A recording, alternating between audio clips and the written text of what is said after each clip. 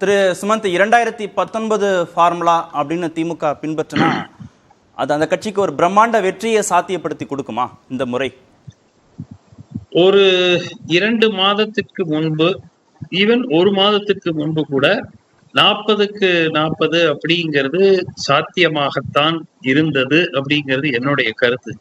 ஆனால் தேர்தல் நெருங்க நெருங்க பெரும்பாலான இடங்களில் திமுக கூட்டணி வெற்றி பெறும் என்பதில் எனக்கு எந்த விதமான ஒரு சந்தேகம் இல்லை என்றாலும் 40க்கு 40 வருமா அப்படிங்கறதுல நிச்சயமா சந்தேகம் இருக்கிறது.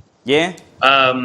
அதற்கு பல காரணங்கள் இருக்கின்றன. ஒன்று, கூட்டணி அப்படிங்கிறது சென்ற முறை அமைத்த கூட்டணியும் இந்த கூட்டணியும் கிட்டத்தட்ட ஐடென்டிக்கல் கூட்டணி என்று எடுத்துக்கொண்டாலும், எதிர் அணிகள் பிளவுபட்டிருக்கின்றன என்று எடுத்துக்கொண்டாலும், ஒரு அளவுக்கான ஒரு ஆன்டி இன்கம்பன்சி இந்த அரசு மீது வந்திருக்கிறது.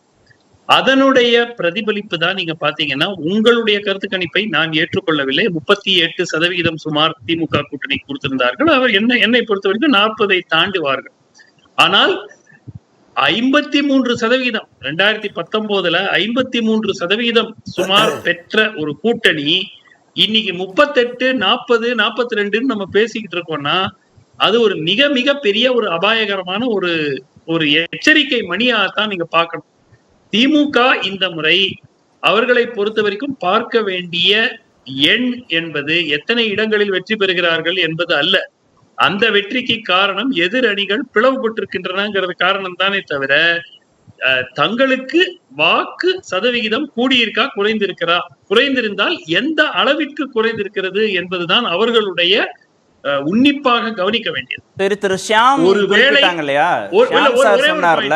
ஷியாம் சார் சொன்னார்ல, 40% வாக்கு சதவீதம் இருந்தாலே அனைத்து தொகுதிகளையும் திமுக பெற்றுரும் அப்படிங்கிறது ஒண்ணு. ரெண்டாவது, எதிர்த்தரப்புல அந்த அளவுக்கு பலமா இருக்கிறாங்களா? எதிர்கட்சிகள் பலமான போட்டிய சவால திமுகவுக்கு கொடுப்பாங்களா களத்துல அப்படிங்கிறது? ரெண்டு விஷயம், ரெண்டு பாயிண்ட் சொல்றேன்.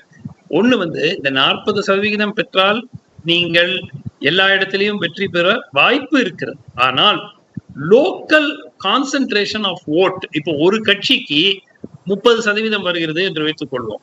ஆனால் அந்த 30% பெரும்பாலானது ஒரு 15 சீட்ல வருதுன்னு வச்சுக்கோங்க. அப்பொழுது அவர்கள் அங்கு ஒரு 2 இடங்களோ 3 இடங்களோ வெல்வதற்கான வாய்ப்பு இருக்கிறது. So not only the total but also the concentration of the vote.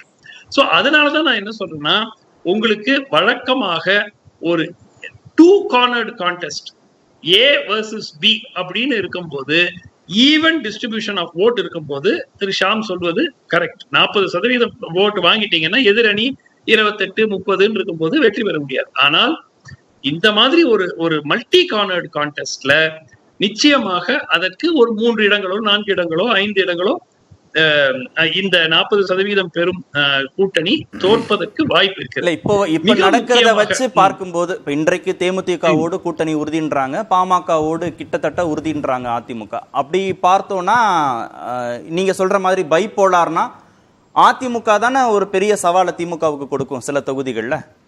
நிச்சயமா என்னை பொறுத்த வரைக்கும் பெரும்பாலான தொகுதிகளில் அதிமுக தான் திமுகவுக்கு ஒரு போட்டி கொடுக்கும் என்பது நினைக்கிறேன். சில இடங்கள், உதாரணத்துக்கு கன்னியாகுமரி போன்ற இடங்கள், தென் தமிழ்நாட்டில் ஒரு 3 தென்காசி போன்ற இடங்கள், ராமநாதபுரம் போன்ற இடங்கள், பாஜக கோவை போன்ற இடங்களில் பாஜக ஓரளவுக்கு ஒரு வலுவான ஒரு போட்டி கொடுக்கலாம். ஆனால் மிக முக்கியமாக ட்ரைபோலார்னா யாருக்கு வின்னபிலிட்டி அதிகம்? நீங்க சொன்ன இந்த கோவை, தென்காசி, கன்னியாகுமரி, ராமநாதபுரம். அதாவது கன்னியாகுமரியை விட்டுடுங்க, கன்னியாகுமரி ட்ரெடிஷனலா பாஜகவுக்கு வெற்றி பெறக்கூடிய அளவிற்கு ஆதரவு இருக்கிறது. ஆனால் மற்ற இடங்களில் அந்த அதிமுக வாக்கும் பாஜக வாக்கும் ஓவர்லாப்பிங் ஓட்டு. சோ பாதி இந்த பக்கம் பாதி அந்த பக்கம் போகும்போது குறைந்த வாக்குகளை பெற்றாலும் திமுகவுடைய வேட்பாளர் வெற்றி பெறுவதற்கான வாய்ப்பு இருக்கிறது அந்த இடங்களில். மிக முக்கியமாக இந்த 40% கீழே ஒரு வேளை திமுக கூட்டணி வாக்குகளை பெற்றால் 2026 ரொம்ப தூரத்துல இருக்கு. 2026 அவர்கள் வெற்றியே கேள்விக்குறியாது. அது அவங்க ரொம்ப கேர்ஃபுல்லா திமுக கூட்டணிக்கு if they drop below 40% with the alliance, இது திமுக மட்டும் இல்ல. சரி, இதுல ஒரு கேள்வி மட்டும் தான். 16 கட்சியும் இருக்கு. ஓகே, இதுல ஒரு கேள்வி சொல்லுங்க, நம்ம அப்புறம் பேசுவோம். அதாவது அதிமுகவோடு நேரடி போட்டி இருக்கக்கூடிய நாடாளுமன்ற தொகுதிகள் தான் திமுகவுக்கு சவால்.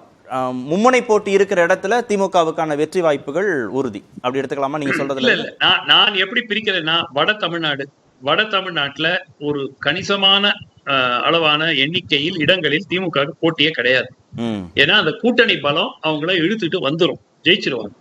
பாட்டாளி மக்கள் கட்சி இருக்கக்கூடிய சில கான்சென்ட்ரேட்டட் சீட்ஸ்ல இருந்து தான் போட்டியே தொடங்குது. சோ சென்னை போன்ற, திருவள்ளூர் மாவட்டம் போன்ற, ஸ்ரீபெரும்புதூர், இங்கெல்லாம் வந்து ஒரு பெரிய கான்டெஸ்டா இருக்கும் என்று நான் எதிர்பார்க்கவில்லை. அது திமுக கூட்டணி ஈஸியா ஜெயிச்சிருவாங்க. அப்படியே நீங்க வெஸ்ட் சவுத் போக போக போக அதே மாதிரி காவேரி டெல்டாலையும் ஒரு பெரிய போட்டி இருக்கும்னு நான் நினைக்கிறேன். ஆனால் தென் தமிழ்நாட்டிலும் மேற்கு பகுதிகளும் கொங்கு மண்டலத்திலும் நிச்சயமாக ஒரு டஃப் கான்டெஸ்ட் இருக்கிறதுக்கான வாய்ப்பு உருவாகி